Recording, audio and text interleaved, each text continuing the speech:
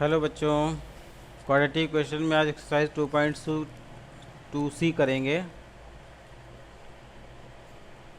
और इसमें कॉन्सेप्ट कुछ नहीं है, जो सम वाला फार्मूला बताया था पहले उसी बेस पे क्वेश्चंस आएंगे। एक दो क्वेश्चन इसमें डिस्कस करते हैं। फार्मूला आपका सम का यही था, S N is equal to N upon two A plus N minus one into D. Question इसमें इस तरह आएंगे, जैसे कि एक सीरीज़ दे दी जाए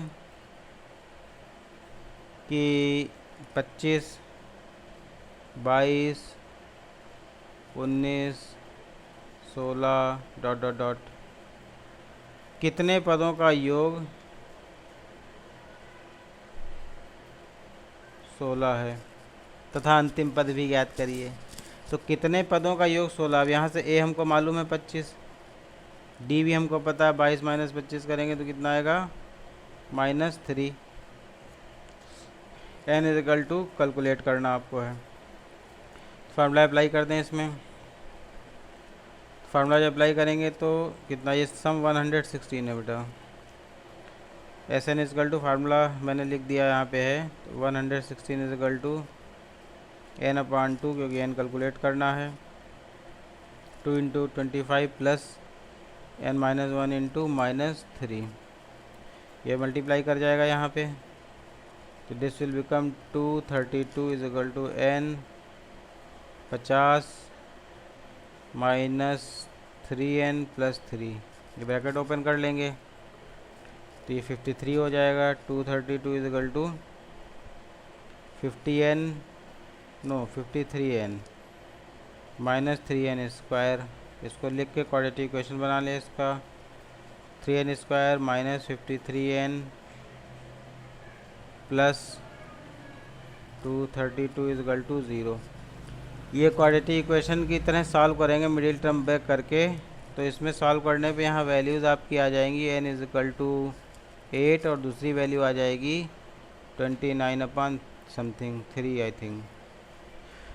तो ये वैल्यू जो है फ्रैक्शनल तो हो नहीं सकती, टर्म्स जो हैं इंटीजर में ही होंगे, 2 4 6 10 12 ऐसे। तो n is equal to 8 value acceptable हो जाएगी। तो यानी ये सीरीज़ में जिनको जोड़ा गया है उसमें टर्म कितने हैं 8। तो जाहिर सी बात है 8वां इसका अंतिम पद होगा। तो Tn के फार्मूले से हम 8वां पद निकाल सकते हैं।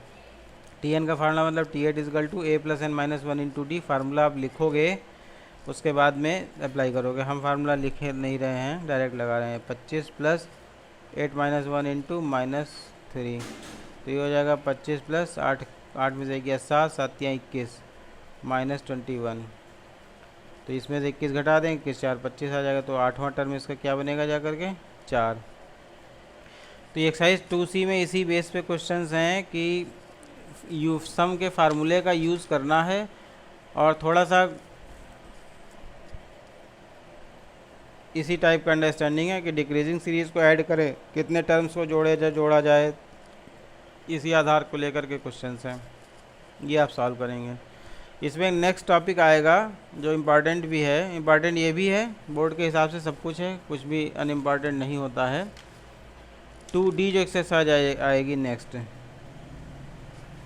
2D में एक है समांतर माध्य ऐड करना, या अर्थमेटिक मीन, इसको बोलेंगे AM, अर्थमेटिक मीन या समांतर माध्य। समांतर माध्य का मतलब है जैसे मान लीजिए दो नंबर्स आप लेंगे, एक A ले लिया एक B यहाँ पे कोई है, तो इतनी बीच की दूरी में हम कुछ नंबर्स लिख सकते हैं, डाल सकते हैं अपनी चॉइस से, 2 4 6 10 15 जितने भी चाहें। वो नंबर इस तरह डाले जाएंगे कि ये जब सारे A और B को नंबर्स को मिला के देखो तो ये AP बन जाए। तो इसको समझना कैसे करना है। तो इसका जो वर्किंग हम यहाँ एक्सप्लेन करेंगे, क्वेश्चन भी उसी पैटर्न पे ही सॉल्व करेंगे।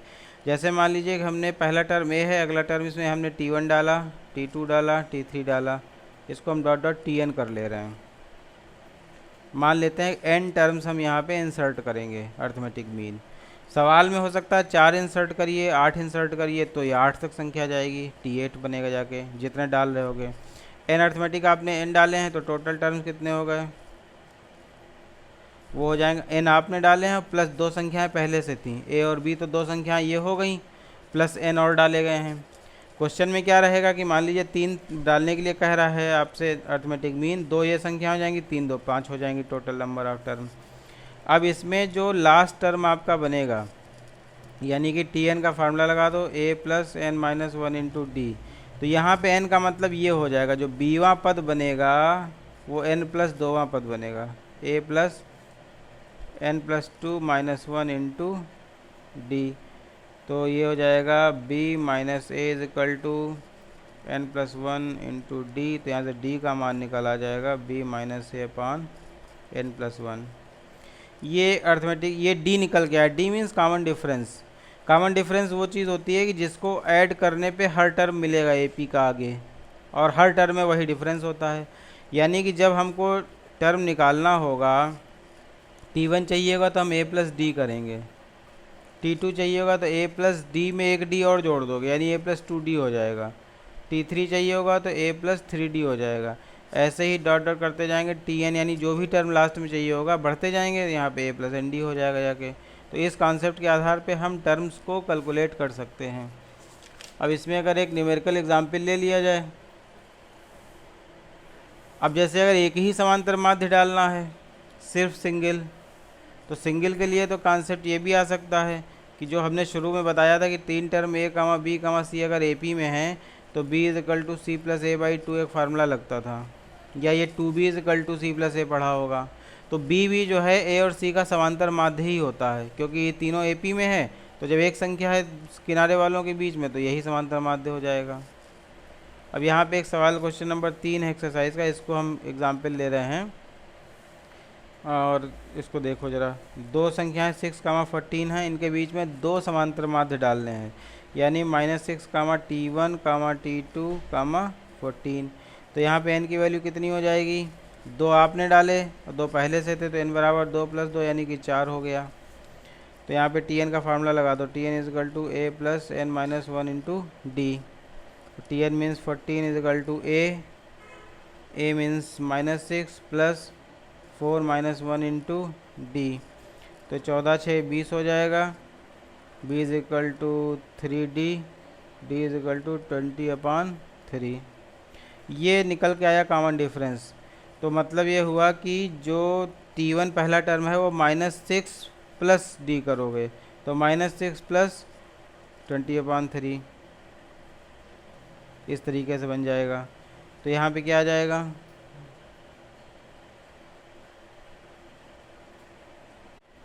थ्री एलसीएम हो जाएगा, 3 6 या -18 प्लस 20 यानी कि 2/3। और जब T2 निकालोगे तो 2/3 में प्लस 20/3 फिर करोगे, यानी कि पहले वाले टर्म में अगला फिर d जोड़ देंगे, d ऐड करते चले जाएंगे, तो ये बन जाएगा 22/3।